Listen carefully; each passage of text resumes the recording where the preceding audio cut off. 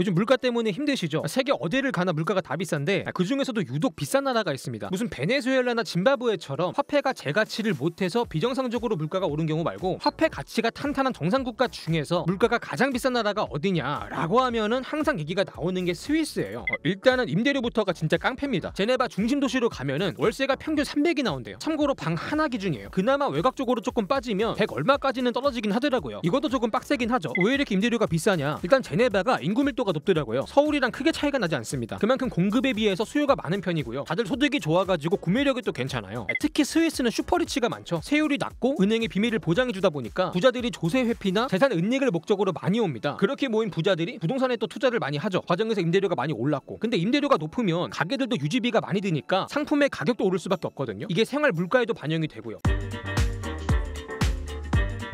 특히 스위스는 보호무역을 한다고 관세를 세게 때리는 품목들이 있는데 대표적으로 주류가 그렇습니다. 한국산 소주가 18,000원 정도 한대요. 식당에서 먹으면은 3만원 돈이 나오고, 전통 소주 아니고 원소주 아니고, 보통 그 나라의 물가 수준을 측정할 때 빅맥 지수라는 유명한 지표를 많이 쓰거든요. 이게 빅맥은 세계 어디서 먹든 크기나 재료가 똑같다고 합니다. 근데 가격은 나라마다 다르겠죠. 국가별로 원재료 값이나 임대료, 인건비, 구매력 수준이 다르니까. 그래서 완전히 같은 상품인 빅맥을 더 비싸게 파는 나라일수록 그 나라의 실제 물가가 더 비싸다고 보는 거예요. 그러면 이 빅맥을 제일 비싸게 파는 나라가 어디냐고 했을 때 스위스가 거의 계속해서 1등을 해왔습니다. 올해 초에는 빅맥을 10,000원 돈에 팔았어요. 세트가 아니라 단품으로. 당시에 한국은 5,000원 정도에 팔았으니까 우리보다 스위스가 2배 더 비싸게 파는 거죠. 그만큼 물가가 비싼 거예요. 상황이 이러다 보니까 생활비를 절약하겠다고 국경까지 넘어서 원정 쇼핑을 간다고 해요. 장보겠다고 외국으로 간다는 거죠. 독일이나 프랑스, 이탈리아 중에서 사는 곳이랑 가까운 데로 간다고 합니다. 그래서 스위스 주변국에 있는 국경 도시에 가면은 쇼핑 나온 스위스인들이 그렇게 많대요. 특히 주말에 대형마트 주차장에 가보면은 스위스 번호판 달고 있는 차가 엄청 많대요. 주말에 가서 한번 긁어오는 거죠. 못해도 물가가 20-30% 싸다고 하니까. 참고로 스위스는 EU의 회원국도 아니고 유로화도 쓰지 않거든요. 그 스위스 프랑이라고 자국 화폐를 따로 쓰고 있는데 이게 물가가 워낙에 비싸다 보니까 지폐의 단위 자체가 스케일이 큽니다. 제일 저렴한 지폐가 10프랑짜리인데 이게 지금 환율로 14,000원 돈이에요. 우리는 제일 저렴한 화폐가 1,000원 돈인데 거의 뭐 14배 정도가 비싼 거죠. 그리고 제일 비싼 지폐가 1,000프랑짜리거든요. 이거는 우리 돈으로 140만원 정도 합니다. 뭐 세계에서 가장 비싼 지폐 중에 하나라고 해요. 특히 장보기 물가 중에서 비중이 제일 큰 게 식료품인데 이 식료품도 비쌉니다. 보니까 이유가 있더라고요. 자연 환경 자체가 식량 생산 능력 자체가 조금 떨어집니다. 일단은 내륙 국가라서 바다가 없어요. 때문에 수산업이 발달하기 힘들었고, 농업을 하기에도 국토 면적이 조금 작습니다. 우리 한반도 말고 남한 면적의 40%밖에 안 돼요. 그마저도 60% 이상은 다 산이고, 사실 국토에 알프스 산맥이 걸쳐 있거든요. 덕분에 경치는 또 일품이라 관광 자원으로 활용이 되긴 하지만 식량 자원은 조금 부족할 숙명이었던 거예요. 이게 농가 하나당 경지 면적이 협소하고 영세한 농가가 많습니다. 그만큼 규모의 경제가 안 되다 보니까 생산 비용이 커지고 수익성은 떨어지고 작물을 싸게 팔 수가 없는 거죠. 근데 막상 마트에 가서 식료품 가격을 보면은 막 엄청 비싸다고 느껴지진 또 않거든요. 우리 한국이랑 비교했을 때 뭐 그렇게 비싸지도 않아요. 왜냐면은 우리 한국의 물가가 엄청 올랐거든요. 실제로 주요 식료품 가격을 보면은 OECD에서 스위스가 제일 비싸고요. 그 바로 다음이 우리 한국이에요. 참고로 최저임금은 우리가 스위스의 3분의 1이 안 되거든요. 근데 물가는 스위스랑 제일 가까운 나라다? 우리가 물가 때문에 힘든 이유를 방금 알게 된 것 같죠? 근데 맨날 왜 이런 거 상위권이 있어야 돼요? 자꾸 이런 것까지 욕심내야 돼? 다른 나라 양보도 조금 할 줄 알고 반도체랑 배터리, 빌보드 넷플릭스만 1등 하자고. 오케이? 자, 어쨌든 그 스위스 같은 경우는 식료품이 비싸긴 하지만 밑도 끝도 없이 비싸지진 않는 게 어느 정도 억제하는 장치가 있습니다. 정부에서 농가에 보조금을 엄청 주고 있거든요. 전체 농업 예산 중에서 80%가 보조금으로 나간대요. 온갖 이유로 보조금을 다 주고 있더라고요. 친환경적인 농법을 쓸 때, 가축의 복지에 신경을 쓸 때, 경작지의 경사가 높을 때 이럴 때 보조금이 나오고요. 여름엔 따로 소들을 방목을 시키면은 이 소들한테 여름 휴가를 보내줬다고 해가지고 이것도 추가 보조금이 나온다고 합니다. 우리가 보기에는 조금 육갑을 떠는 것처럼 보일 수도 있는데 이렇게까지 하니까 더 선진국 아니겠습니까? 사실 이 스위스는 농업 환경이 안 좋아서 수입산 농산물이랑 붙으면 경쟁이 안 되거든요. 해서 시장 논리대로만 경쟁하라고 하면은 농업 자체가 붕괴될 수밖에 없어요. 이러면 식량의 자급률은 떨어지고 수입 의존도가 높아지고 식량 안보에 구멍이 뚫리기 때문에 보조금을 들이부으면서까지 방어를 하는 거죠. 그리고 저렴한 수입산 농산물을 견제하기 위해서 관세가 붙는 품목들이 있어가지고 이게 수입 물가를 올리고 체감 물가를 조금 올린다고 하더라고요.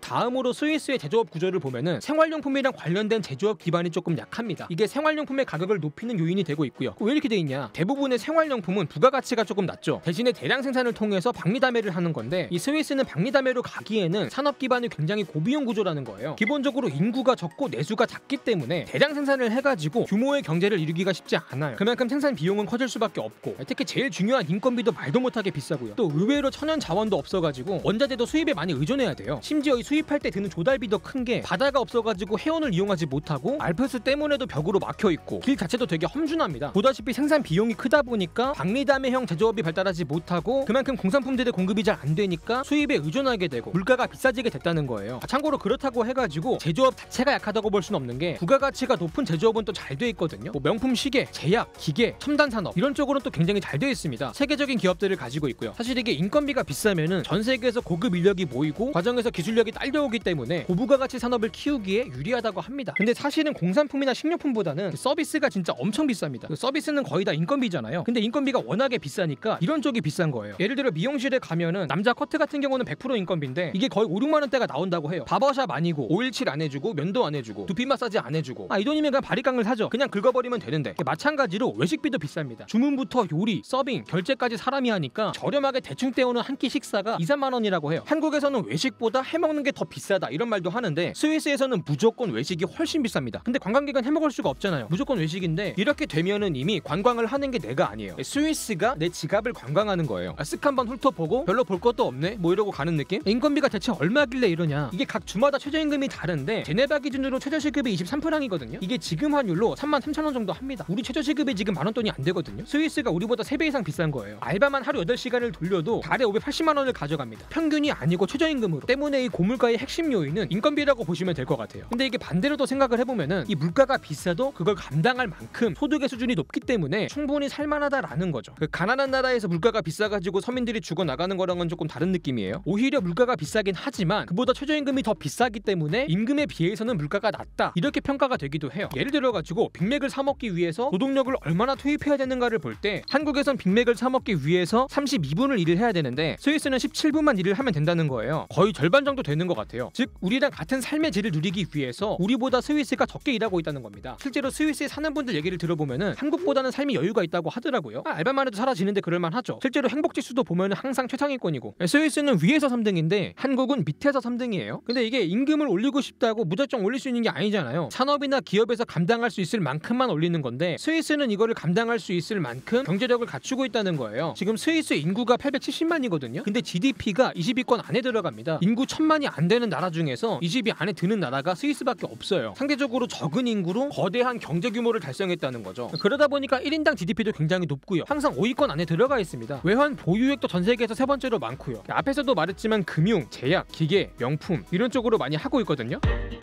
이 중에서 많이들 알고 계시는 게 금융이랑 시계 산업이죠. 근데 이 두 가지 산업이 발전한 데는 역사적인 요인이 중요하게 작용을 했어요. 사실 스위스보다는 옆나라 프랑스 역사가 중요한데 16세기 당시에 프랑스에서 신교인 개신교가 크게 성장을 하거든요. 그러면서 구교인 카톨릭이랑 충돌을 많이 했어요. 이게 종교전쟁으로까지 번지게 됐고 전쟁 자체는 카톨릭 세력의 승리로 끝나면서 카톨릭이 국교의 지위를 얻게 되는데 다만 개신교도 포용을 할 테니까 이제 그만 좀 싸우자라는 의미에서 종교의 자유를 보장하게 됩니다. 그 뒤로 개신교는 신흥 재력가나 기술 장인들을 중심으로 해서 더더욱 성장하게 되는데 그 과정에서 다시금 구세력과 충돌을 하게 돼요. 당시에 프랑스 왕이 루이 14세였는데 이 사람은 절대왕권을 얻으려고 했거든요. 그러려면 사회적 혼란을 잠재울 필요가 있었고 카톨릭과 교황의 지지를 또 받아야 됐어요. 그래서 이 개신교를 또다시 탄압하게 되고 나중엔 종교의 자유까지 폐지하게 됩니다. 이 일련의 과정에서 개신교인들은 주변국으로 망명을 가게 되는데 이때 스위스로도 많이 갔던 거죠. 특히 이들 중 재력가들은 은행업을 시작하면서 스위스의 금융업 발전에 이바지하게 되고 기술공들은 시계산업의 발전에 일조하게 됩니다. 프랑스가 자국민을 탄압해서 유출된 자본과 기술이 스위스로 들어가서 산업의 기반이 된 거죠. 그 뒤로 스위스는 특히 금융업에서 상당한 경쟁력을 갖춰나가는데 대표적인 게 바로 비밀주의였어요. 고객의 정보를 절대로 누설하지 않았던 거죠. 굉장히 철저했습니다. 옛날에는 그 미국이 압력을 넣어도 꿈쩍도 안 했어요. 만약에 돈을 맡겨놓고 계좌번호를 까먹었다? 계좌주인 본인 당사자도 이 돈을 찾을 방법이 없습니다. 상속자한테 말을 안 해주고 죽으면은 상속자 역시 돈을 찾지 못했어요. 이 정도로 철저하다 보니까 전 세계에서 부자들의 돈이 몰렸던 거죠. 자국의 비싼 세금을 피하기 위해서 혹은 부정하게 번 돈을 은닉하기 위해서. 실제로 스위스의 부자 순위를 보면은 외국인들이 굉장히 많아요. 고급 주택이 밀집되어 있는 지역에는 전 세계 슈퍼 리치들이 모여 살고 있고 이케아 창업자도 원래는 스웨덴 출신인데 한때는 스위스에서 최고의 부자였어요. 그렇게 모인 돈이 2018년에는 6조 5천억 달러였습니다. 우리 돈으로 8,500조가 나오는데 삼성전자를 17개를 할 수 있는 돈이에요. 하이닉스는 90개를 사고요. 다만 예전에 비하면 이 비밀주의가 많이 퇴색이 되고 있기는 해요. 국제사회의 비판과 압력이 크거든요. 이 스위스가 독재자나 범죄자의 검은 돈을 숨겨주고 있고 기업이나 부자들의 조세 피난처가 되고 있다. 그만큼 주변국은 범죄 임대자의 돈을 환수하지 못하고 세수를 확보하는 것에 어려움을 느낀다. 이런 비판들이 나온 겁니다.